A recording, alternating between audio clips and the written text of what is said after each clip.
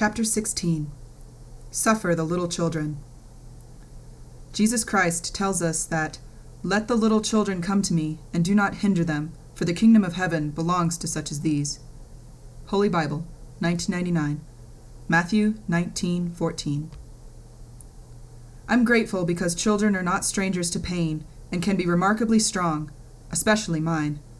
Both guiltless girls needed to hear the truth about what had happened to their dad so that they could try to make some sense of what had happened. How was I going to help these two innocent children to understand what had happened?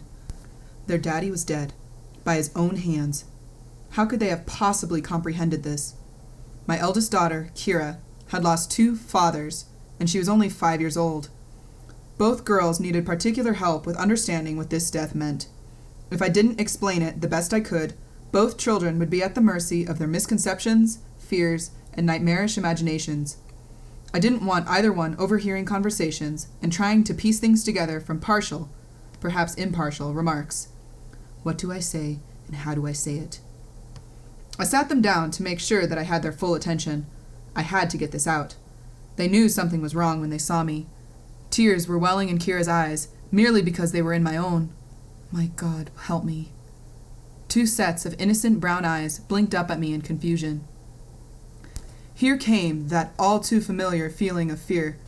Creeping back up on me, it was a pathetic parasite, patiently and mercilessly waiting for the opportunity to come back and rear its despicable head. I didn't want to do this. I couldn't do this again. I found myself wanting to play the victim. I felt life was unfair. It was a short-lived pity party of one.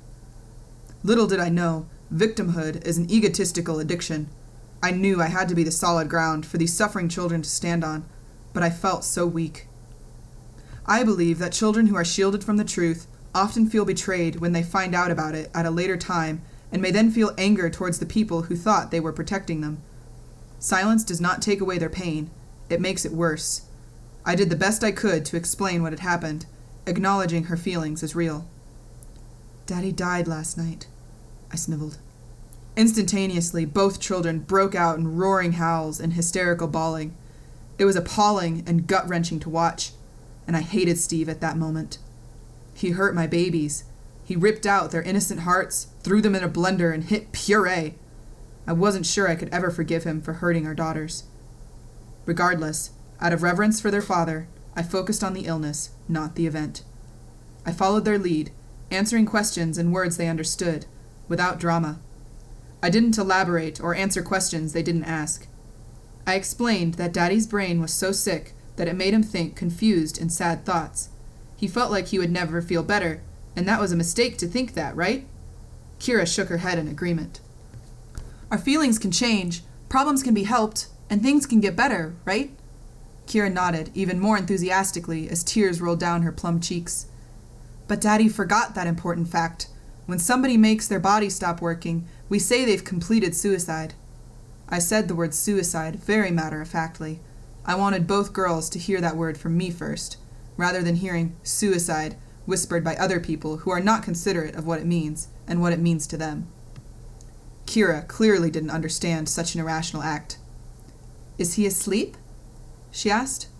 "No, honey, he's dead. His body stopped working, and we say he is dead because of this. Dead means he can't breathe, think, move, eat, sleep, or feel pain anymore." The words didn't hold the comfort I had hoped for. Her confused, tear-filled eyes were muddied in the traumatic confession. I took in a deep breath. "His spirit is still alive with Jesus, Grandma, and Kirk too." How long is this list going to get? I had to reassure her that it was not her fault, for months. Her questioning came to an end. She crawled up in my lap to cuddle. "Can you draw a picture of what happened to Daddy?" Kyra wanted profound details in order to understand. I drew a sad heart and the car with the hose in the window, in an attempt to fully explain it to her.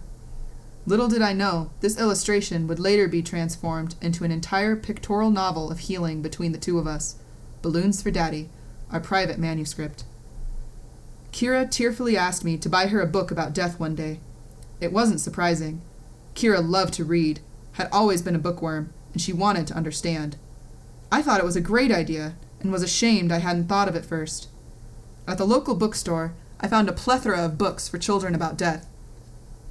We found some comfort in When Dinosaurs Die, A Guide to Understanding Death by Laurie Krasny Brown and Mark Brown, but the type of loss Kyra was experiencing was different. I couldn't find one book, not a single book, about paternal suicide. So we decided to write a book together, and she illustrated it.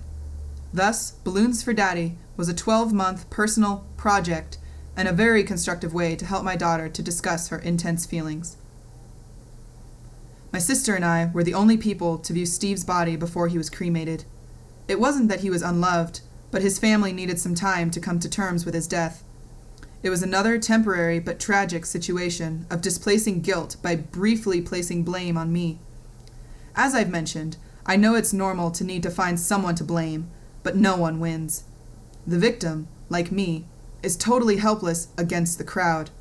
When friends and family turn on each other, the whole family loses.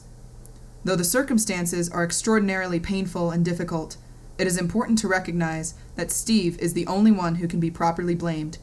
He is the one who made the decision to kill himself. Whoever or whatever provided him with his motive, the final choice was his and his alone.